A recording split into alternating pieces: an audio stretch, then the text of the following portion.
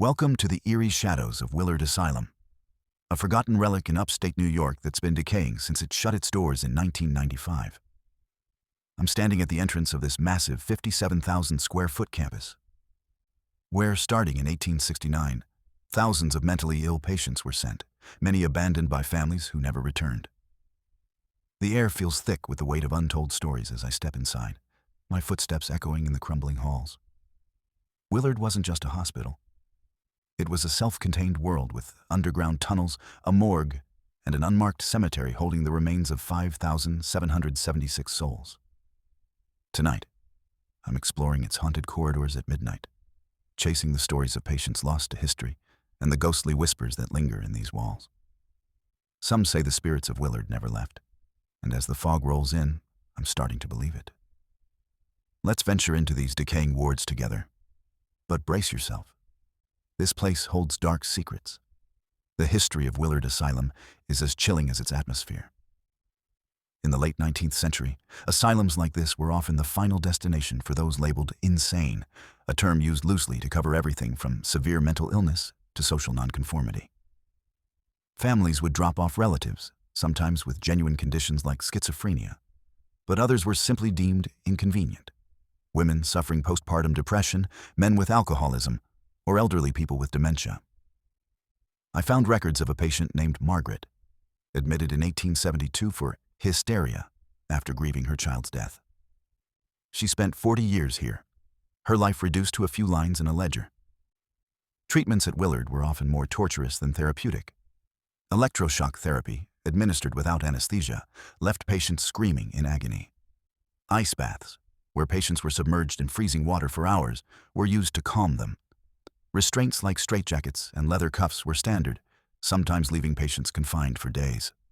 Lobotomies, though rare here, were performed on some in the 1940s, severing parts of the brain to make patients docile, often at the cost of their personality.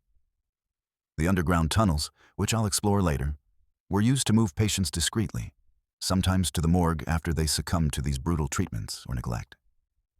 As I walk through the main ward, with its peeling paint and rusted bed frames, I can almost hear the echoes of their suffering. This place was a prison as much as a hospital, and its scars run deep. Let's dive into the darker practices that defined Willard's legacy. Beyond the well-known electroshock and ice baths, the asylum's records reveal a grim pattern of neglect and exploitation. Many patients were subjected to experimental treatments, like insulin shock therapy, where they were injected with massive doses of insulin to induce comas, supposedly to reset their minds. The results were often seizures or death. Overcrowding was rampant. By the early 1900s, Willard housed over 2,000 patients with only a handful of undertrained staff. Malnutrition was common, as budgets were slashed and food rations dwindled. Some patients, deemed unmanageable, were locked in isolation rooms for weeks, left in darkness with minimal human contact. There are even stories of patients being used as unpaid labor, forced to work in the asylum's farm or laundry to keep the facility running. One heartbreaking account describes a young man named Thomas, admitted in 1885 for melancholia after losing his family in a fire. He was put to work in the boiler room, where he died in an accident, his death barely noted.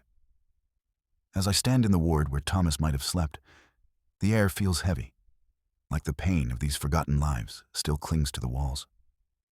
The campus's morgue, tucked away in the basement, processed countless bodies, many sent to unmarked graves without ceremony. It's no wonder this place feels haunted.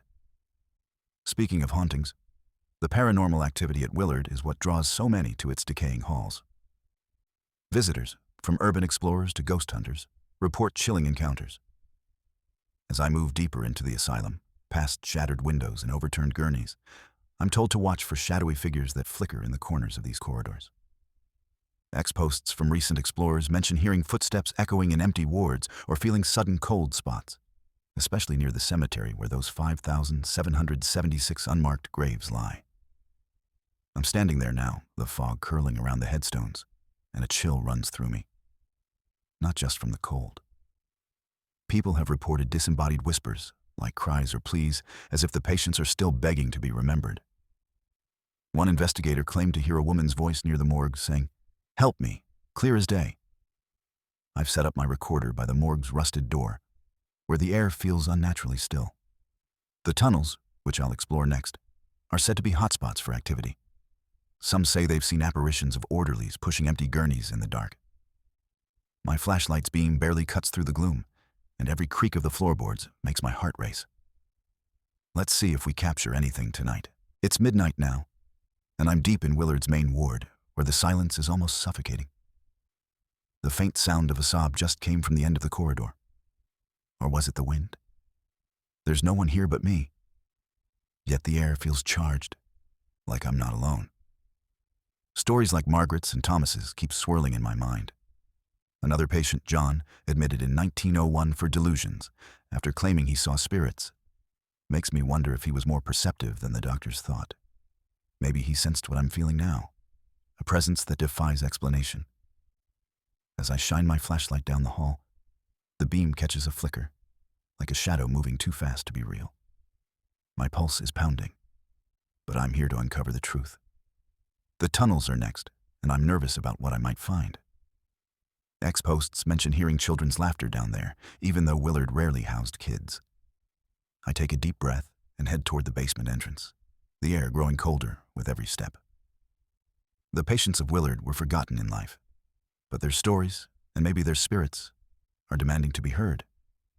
Did you hear that? A faint tapping, like footsteps. Stay with me as we keep exploring. Before we end this journey, let's reflect on what Willard's dark history teaches us. This asylum wasn't just about treating mental illness. It was a mirror of society's fear and misunderstanding of it. The brutal treatments, the neglect, the exploitation, they reveal a system that often dehumanized the very people it was meant to help. The unmarked cemetery, the isolation rooms, the experimental therapies, they're a haunting reminder of the human cost of ignorance. As I leave Willard, the fog thick around the graves, I feel a responsibility to share these stories with respect. Whether you believe in ghosts or not, the real horror here is the suffering that went unacknowledged. If you visited Willard or have your own paranormal experiences, share them in the comments. Subscribe for more dives into abandoned asylums and haunted histories. And let's keep uncovering the truth about places like this. Until next time, stay curious and maybe keep an extra light on tonight.